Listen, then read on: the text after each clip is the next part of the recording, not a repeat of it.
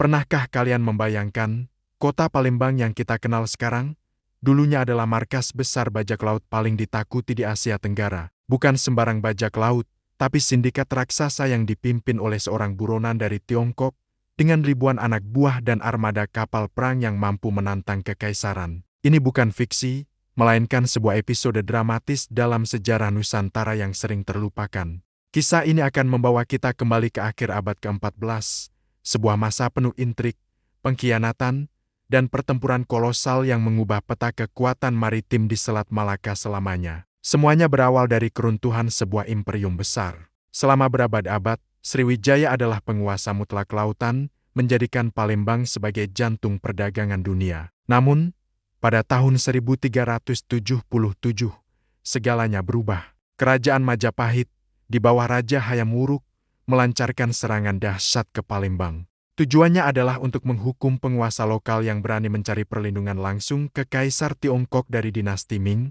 sebuah tindakan yang dianggap pengkhianatan oleh Majapahit.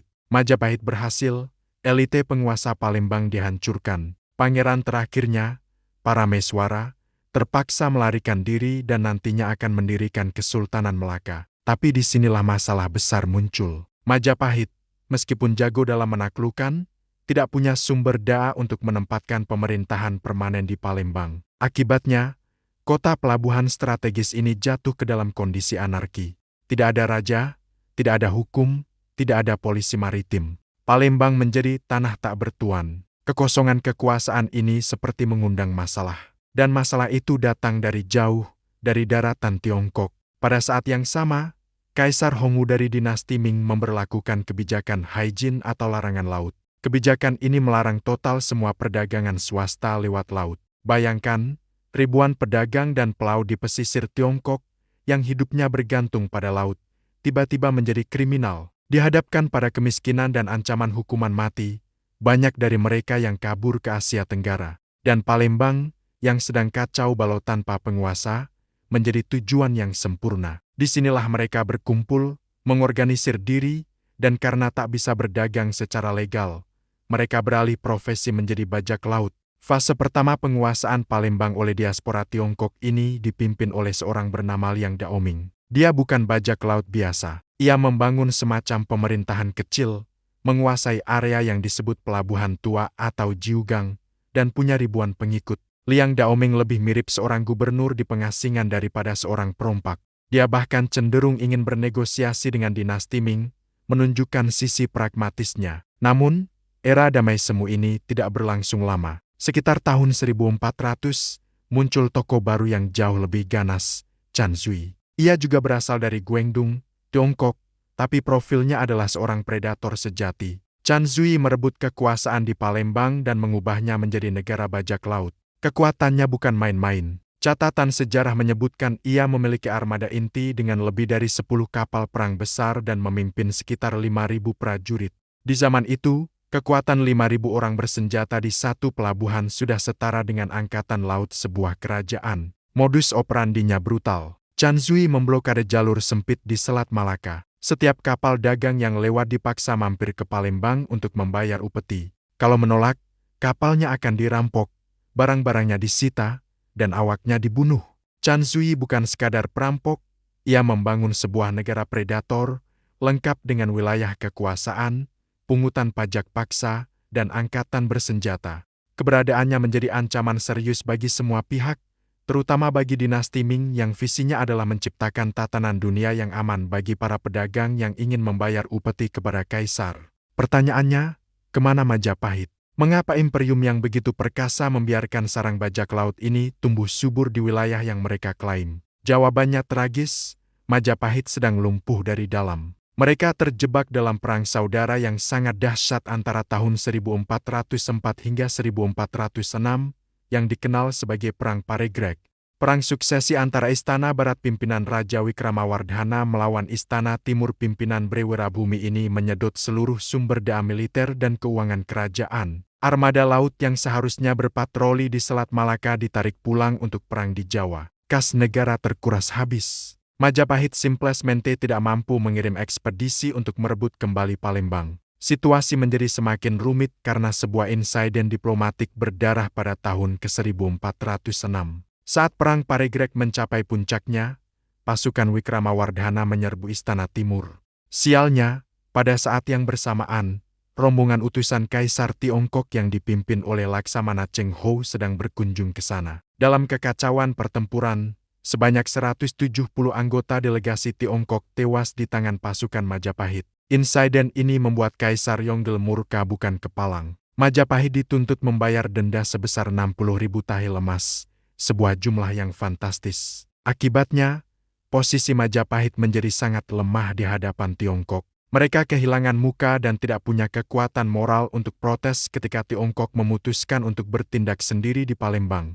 Ada kemungkinan terjadi kesepakatan diam-diam, Tiongkok memaafkan utang darah Majapahit, dan sebagai gantinya, Majapahit membiarkan armada Tiongkok membersihkan Palembang, sebuah tugas yang seharusnya menjadi tanggung jawab Majapahit. Disinilah Laksamana Cheng Ho dan armada harta karunnya memasuki panggung utama. Bagi Kaisar Yongle, keberadaan Chan Zui adalah penghinaan. Maka, ekspedisi Cheng Ho bukan sekadar misi damai, tapi operasi militer raksasa untuk memaksakan ketertiban. Pada tahun 1407, setelah kembali dari pelayarannya di Samudra Hindia, armada Cheng Ho singgah di Palembang. Pertempuran epik pun tak terhindarkan. Cheng Ho awalnya menuntut Chan Zui untuk menyerah.